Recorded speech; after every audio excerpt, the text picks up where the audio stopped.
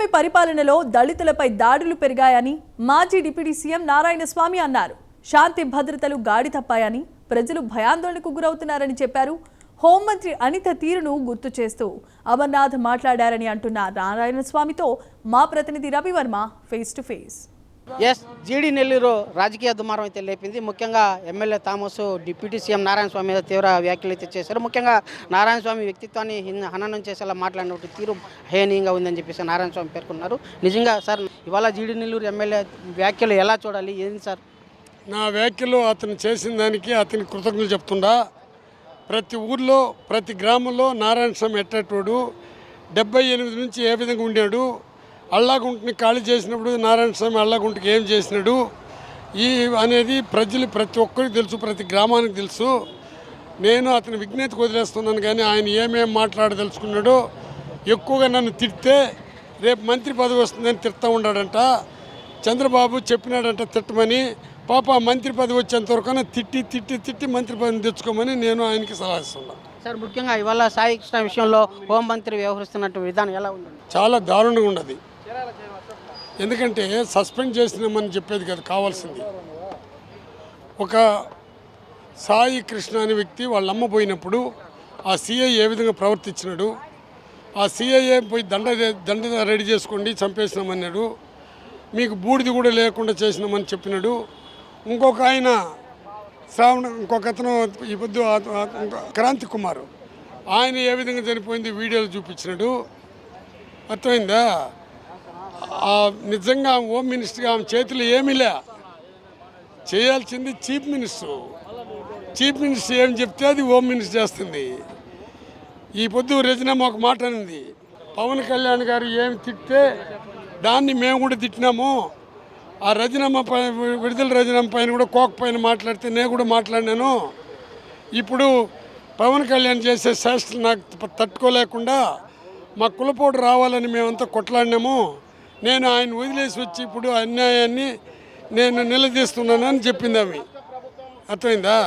ఇక దీన్ని బట్టి అంబటి రాంబాబు బాధ, వంగవీటి నరేంద్ర బాధ, విజయ్ కుమార్ బాధ, ఇవి చూడండి.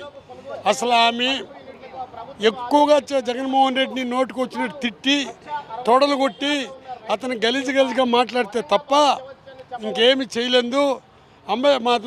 మనకు ఆయన గుడివాడ అమర్నాథ్ గలీజ్గా ఆయన గలీజ్గా మాట్లాడాల.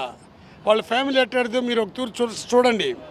ఆయన ఏమన్నాడు, నిజంగా మీరు అది నేను చూసినాను ఈ పొద్దు, దాని ఏదో డెకరేషన్ ఏదో అన్నాకంట. ఒక లేడీకి ఉండేటప్పుడు డెకరేషన్ అనేది తప్పుగా అని వాళ్ళు గలీజ్గా మాట్లాడినప్పుడు ఈమె భారతం పైన మన అమ్మ అని అంటున్నారు, భారతం పైన అదేవిధంగా విజయమ్మ పైన అంత ఘోరంగా మాట్లాడి మీకు వాళ్ళ నాయన ఏం కావాలంటే దీన్ని ఎవరైనా ఖండించారా? రోజమ్మన్ గురించి గలీజ్గా మాట్లాడినాడు అతను, ఎవరో ఒక పెద్ద ఆయన, ఒక ఎమ్మెల్యే, తెలుగుదేశం ఎమ్మెల్యే. నేను మాట్లాడినాను కాబట్టి పవన్ కళ్యాణ్ నన్ను కౌగులించుకున్నాడు. అట్లా మాట్లాడేది న్యాయమా? ఆ ఫ్యామిలీ రాజశేఖర రెడ్డి దగ్గర నుంచి పేదవాళ్ళ కోసం తప్పించిన ఫ్యామిలీ. అందుకే జగన్మోహన్ రెడ్డి కూడా నవరత్నాలు తీసుకొని వచ్చి పేదవాళ్ళ కోసం తప్పించాడు.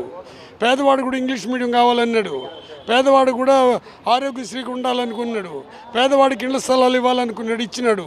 30 లక్షల ఇండ్లు ఇచ్చినాడు, దాదాపు 18 లక్షల ఇండ్లు కంప్లీట్ చేశాడు. అట్టటి పనులు మీరు చేయాలా? భారతమ్మ ఎవరినైనా తిట్టుండదా? నన్ను అడిగితే భారతమ్మ ఇప్పటివరకు నోరు తెరిచి ఒక్కరిని మాట్లాడిందిలే. కానీ భారతమ్మని కూడా అంత గలీజ్గా మాట్లాడుతుంటే ఈ వ్యవస్థ ఎక్కడికి పోతున్నది? నిజంగా మీరు గెలిచారు కదా, సూపర్ 6 డెవలప్ చేయండి, నవరత్నాలు ఇంప్లిమెంట్ చేయండి. ఎవరు తిన్నారు? ఎంతసేపు అమర్నాథ్ చెప్పినాడు, అమర్నాథ్ చెప్పింది ఏం చెప్పినాడు ఒక తూరి చూడండి. అంటే మీరు క్యారెక్టర్ అసాసినేట్ చేయలే Amarnath, Gudivada Amarnath ex minister, but మీరు క్యారెక్టర్లు కూడా అసాసినేట్ చేస్తున్నారు. దానికి మీరు స్వస్తి చెప్పండి. ఎవరు ఆడవాళ్ళ గురించి మాట్లాడినా మాతృమూర్తిగా ఉండే ఆడవాళ్ళపైన నేను మాట్లాడినా నువ్వు మాట్లాడినా ఎవరు మాట్లాడినా తప్పే.